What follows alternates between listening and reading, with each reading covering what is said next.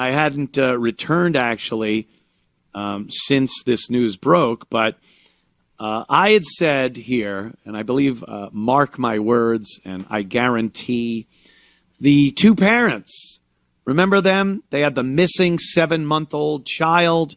They were on the news asking whoever had stolen the kid to bring him back.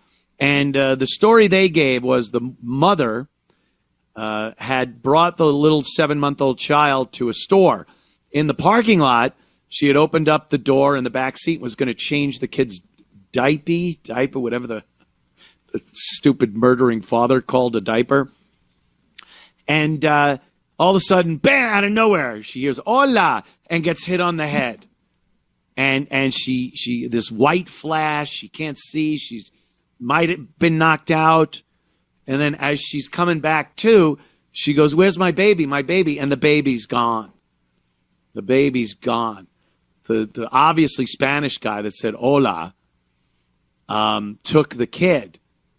And her and the father were on the news just crying. Please, we need to know that our baby is safe. They did the whiny voice, the sniffling, but no more tears. There were just no tears.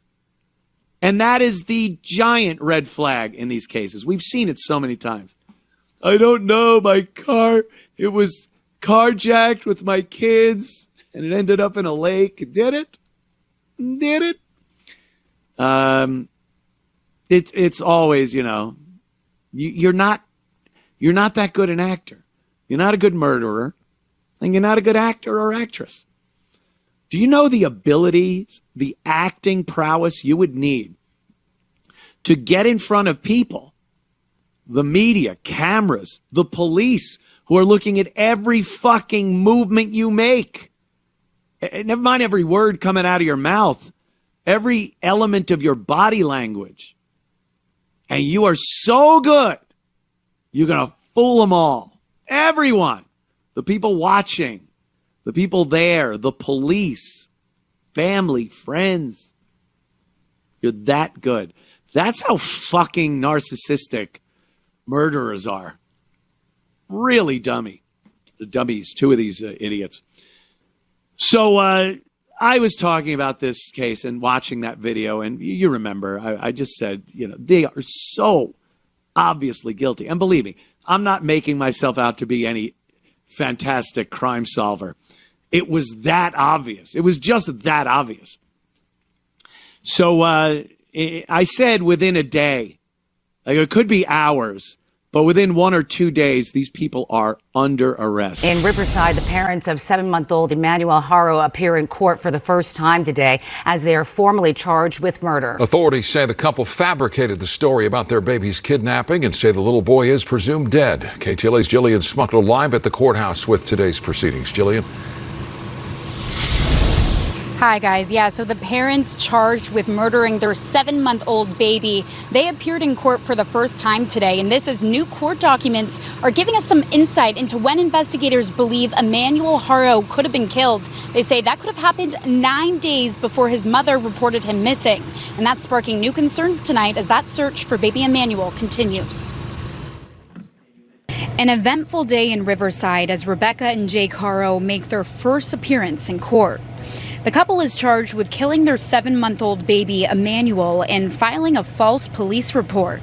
These charges carry a minimum sentence of life in prison without the possibility of parole. But KTLA legal analyst Allison Treasel says the murder with malice charge makes the couple eligible for the death penalty. It's situations where there's torture or extreme cruelty or something of that nature that would qualify for the enhancement of the malice charge. But we're going to have to wait a bit longer to find out what prosecutors will be pushing for. The parents appeared in court for less than 5 minutes today, each showing up without their own attorneys. Initially, we received word that one or both would have private counsel. It appears that neither have private counsel. We cannot represent both. They say they're hopeful they'll have a new attorney picked out by later next week.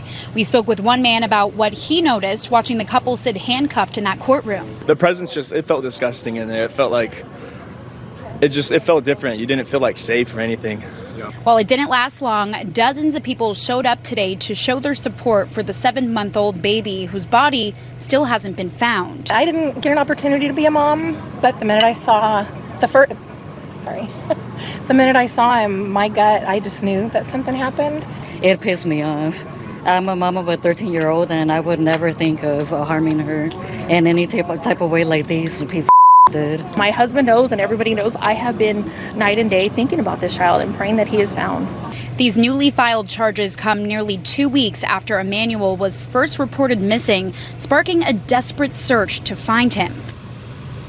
And that's exactly what happened. The police arrested them, put him in jail, and the husband, the father, the guy that supposedly actually perpetrated the violence against the kid that resulted in the kid's death,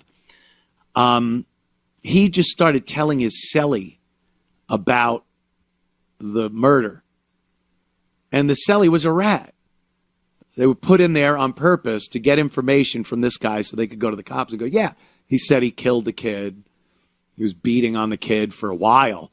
Like, this was something that had been happening for weeks or months. The kid was only 7 months old. How long can you beat him? Unless you were hitting your wife in the gut while she was pregnant.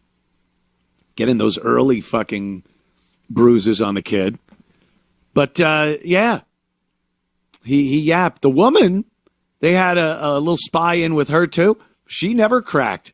She went with the same story. No, he hit me in the face. I was passed out. I fucking, The only out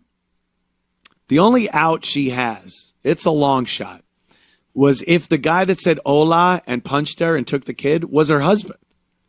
If I was her, that's the story I'd go with. Like, yeah, no, we went there and I didn't know. I just heard some guy go hola and then I was punched. And then the husband took the kid and murdered him. And you're like, I always told the truth. Again, it wouldn't work, though, because there are cameras. I'm sure there are cameras that show the kid was never in the car with the mother. They had killed this kid, probably at home, during the abuse. And then, whoopsie, uh-oh. And they were searching an area by a river or a lake near where they lived. I think that's the last thing I heard about this case. But the dad is still not fessing up about where he put the kid. And just despicable. Despicable. But so blatantly obvious. Don't try. Don't try. Like I said, Daniel Day-Lewis couldn't get away with murder. He's that good, but put him in front of a camera with cops and it's real life and he killed someone and ain't gonna happen. Ain't gonna happen.